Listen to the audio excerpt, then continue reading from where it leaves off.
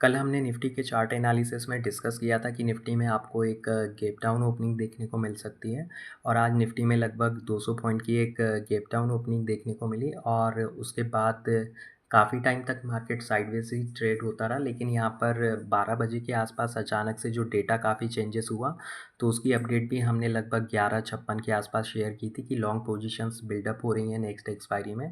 तो यहाँ पर किसी भी टाइप की आप शॉर्ट पोजीशंस को अवॉइड करें। और क्योंकि हमने ट्रेड को इसलिए भी एग्जीक्यूट नहीं किया क्योंकि अगर आप देखेंगे आज मंथली एक्सपायरी भी थी और Nifty 200 point gap down open हुआ था और काफ़ी सारी रोल ओवर पोजीशंस होती हैं नेक्स्ट मंथ की एक्सपायरी में। तो यहाँ पर काफ़ी ज़्यादा डेटा में चेंजेस होते हैं क्योंकि जो मोस्टली हमारा एनालिसिस बेस्ड होता है वो डेरिवेटिव्स और फ्यूचर ओआई के बेस्ड पर उसका एनालिसिस किया जाता है।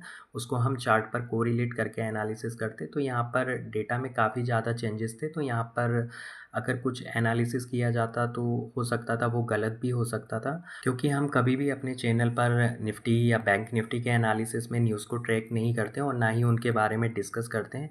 क्योंकि अगर आप न्यूज़ को डिस्कस करने लग जाएंगे तो कुछ ना कुछ मेजर इवेंट होते ही रहते हैं और हमेशा कुछ ना कुछ बिग स्टेटमेंट कहीं न कहीं से आते रहते हैं। तो अगर आप उसके अकॉर्डिंग ट्रेड करना शुरू करेंगे तो आप कभी भी ट्रेड को नहीं कर पाएँगे। हो सकता है तुक्के में आपका 1-2 बार प्रॉफ़िट बन जाए तो वो एक अलग बात है। लेकिन अगर आपको कंटिन्यू मार्केट से पैसा कमाना है तो आपको अपना टेक्निकल एनालिसिस फाइन ट्यून करना ही पड़ेगा। और कल भी हमने मार्केट के बंद होने से पहले डिस्कस किया था जो शॉर्ट पोजीशंस बिल्डअप हुई थी और उसकी अपडेट भी हमने शेयर की थी। और यहाँ पर आज भी अगर आप देखेंगे तो यहाँ पर कल से ज़्यादा आज वॉल्यूम जनरेट हुआ है। यहाँ पर अगर आप इस कैंडल के साइज़ को देखेंगे तो यहाँ पर 40 पॉइंट का फॉल हुआ था यहाँ पर 3 बजे के आसपास। लेकिन उसके बाद अगर आप देखेंगे यहाँ पर इतनी सेलिंग हुई, लेकिन ये जो सेलिंग थी ये निफ्टी में रिफ्लेक्ट नहीं हुई।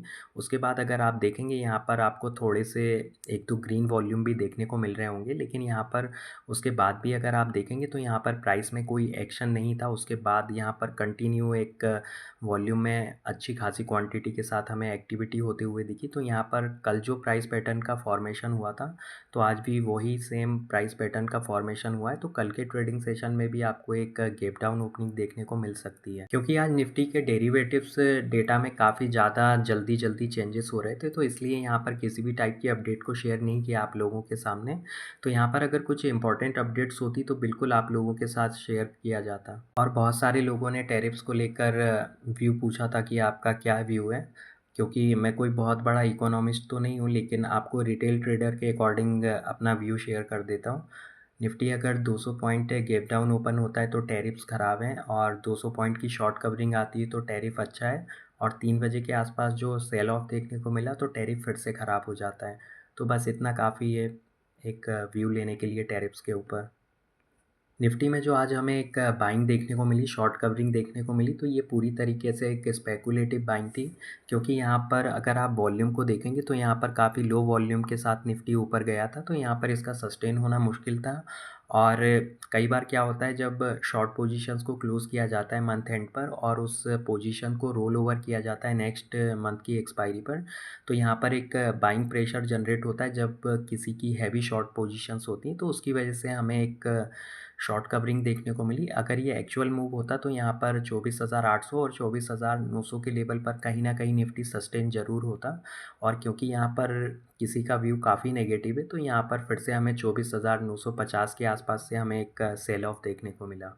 और निफ्टी में जो आज शॉर्ट कवरिंग देखने को मिली थी, तो यहाँ पर निफ्टी के जो मोस्टली हैवी वेट्स स्टॉक हैं, रिलायंस, भारती एयरटेल, इन्फोसिस, एलटी और एचडीएफसी बैंक, तो यहाँ पर किसी भी टाइप की बाइंग नहीं थी। यहाँ पर थोड़ी बहुत बाइंग हमें आईसीआईसीआई बैंक में देखने को मिली थी और कोटक महिंद्रा बैंक में। तो यहाँ पर देखा जाए तो इस शॉर्ट कवरिंग में किसी भी हैवी वेट्स का कंट्रीब्यूशन नहीं था, तो यहाँ पर ये मूव वैसे भी ज़्यादा टाइम तक सस्टेन नहीं हो सकता था। और अगर आप मार्केट में देखेंगे तो हर दूसरे दिन एक बात की जाती है कि एफआईआई का डेटा बुलिश हो चुका है। तो यहाँ पर क्योंकि मैं भी डेली ट्रैक करता हूँ इस डेटा को, अगर आप पूरे जुलाई मंथ में देखेंगे तो यहाँ पर अगर आप 18 जुलाई को छोड़ दें तो कैश में सिर्फ एक दिन हमें 375 करोड़ के आसपास बाइंग होते हुए दिखी थी। लेकिन अगर आप उसके बाद देखेंगे तो यहाँ पर हर दिन हमें सेलिंग होते हुए दिखी है। और अगर आप फ्यूचर में भी देखेंगे, क्योंकि फ्यूचर एक स्पेकुलेटिव पोजीशंस होती है, तो लेकिन यहाँ भी मोस्टली टाइम आपको सेलिंग होते हुए दिखी है। और उसके बाद ऑप्शंस में भी आपको लगभग पूरे मंथ एक सेलिंग होते हुए दिखी है। तो यहाँ पर पता नहीं कौन-सा डेटा होता है जो रोज़ पॉजिटिव हो जाता है अ, बहुत सारे चैनल्स पर। और अगर आप मंथली बेसिस पर अगर आप नेट लॉन्ग और शॉर्ट्स पोजीशंस को एनालिसिस करेंगे, तो यहाँ पर 42,000 करोड़ के आसपास सेल ऑफ किया है और डीआईआई ने 54,000 करोड़ के आसपास बाइंग की है। और अगर आप फ्यूचर में देखेंगे तो जुलाई मंथ में फ्यूचर में भी 40,000 करोड़ के आसपास सेल किया गया है मार्केट को। और जुलाई में ऑप्शंस में देखेंगे तो यहाँ पर 55,000 करोड़ के आसपास शॉर्ट पोजीशंस को बिल्डअप किया गया था। तो यहाँ पर अगर आप एफआईआई को देखेंगे तो यहाँ पर तीनों ही जगह पर काफ़ी एग्रेसिव सेलिंग की जा रही है। और अभी तक क्योंकि आज का डेटा आया नहीं है, तो यहाँ पर आज भी काफ़ी चांसेस है कि यहाँ पर सेलिंग काफ़ी ज़्यादा की गई है। और अगर आप पिछले कुछ मंथ से एफआईआई के डेटा को एनालिसिस करेंगे, तो आप देखेंगे पिछले 4-5 मंथ से काफ़ी एफआईआई का जो आउटफ्लो है कंटिन्यू जारी है यहाँ पर। और नवंबर से अगर आप देखेंगे लास्ट ईयर अक्टूबर से, तो यहाँ पर काफ़ी पैसा बाहर निकाला जा रहा है और यहाँ पर स्टेबिलिटी दी जा रही है टीआईआई की तरफ से। तो यहाँ पर इसीलिए आपको काफ़ी टाइम से लगभग 1 साल से मार्केट में कोई पॉजिटिव रिटर्न्स आते हुए नहीं दिखाई दिए हैं। और उसके बाद अगर आप देखेंगे नवंबर, दिसंबर, जनवरी, फरवरी, और यहाँ पर थोड़ी बहुत बाइंग देखने को मिली। तो ये हो सकता है क्योंकि बहुत सारे एफआईआईज़ होते हैं जो कनाडा के पेंशन फंड होते हैं और कुछ सिंगापुर की जो एफआईआईज़ हैं, तो यहाँ पर हो सकता है उन लोगों की तरफ से थोड़ी बहुत बाइंग हो। और यहाँ पर जुलाई में भी हमें अच्छी खासी सेलिंग देखने को मिली। तो यहाँ पर एफआईआई काफ़ी लंबे टाइम से इंडियन मार्केट से अपने पैसे को निकाल रहे हैं। और इसी के साथ हम निफ्टी की ऑप्शन चेन को एनालिसिस करें, जहाँ पर निफ्टी क्लोज हुआ है 24,768 पर। अगर हम पुट साइड का डेटा एनालिसिस करें तो डीप इन द मनी में लॉन्ग पोजीशंस को क्लोज किया गया है नेक्स्ट एक्सपायरी में भी। तो ये काफ़ी नेगेटिव साइन है। और अगर आप देखेंगे 24,700 के आसपास थोड़ी बहुत लॉन्ग पोजीशंस को बिल्डअप किया गया है। और अगर आप कॉल साइड का डेटा एनालिसिस करेंगे तो एट द मनी में 24,700 और डीप इन द मनी में 24,600 के आसपास फ्रेश कॉल में राइटिंग देखने को मिली है। तो ये काफ़ी नेगेटिव साइन है। और अगर आप देखेंगे 24,800, 900, 25,000 के आसपास, जो कि आउट ऑफ द मनी की स्ट्राइक प्राइस है, तो यहाँ पर एग्रेसिवली यहाँ पर कॉल को राइट किया गया है। तो कॉल राइटर अभी भी काफ़ी कॉन्फिडेंट है अपनी शॉर्ट पोजीशन को लेकर। अगर निफ्टी 24,700 के लेवल के नीचे गैप डाउन ओपन होता है या इस लेवल का ब्रेकडाउन होता है इंट्राडे में, तो आपको फिर से एक अच्छा खासा फॉल आते हुए देखने को मिल सकता है निफ्टी में। और बैंक निफ्टी के एनालिसिस को हम कल से कंटिन्यू करेंगे, क्योंकि रोल ओवर डेटा पूरी तरीके से अपडेट नहीं हुआ है।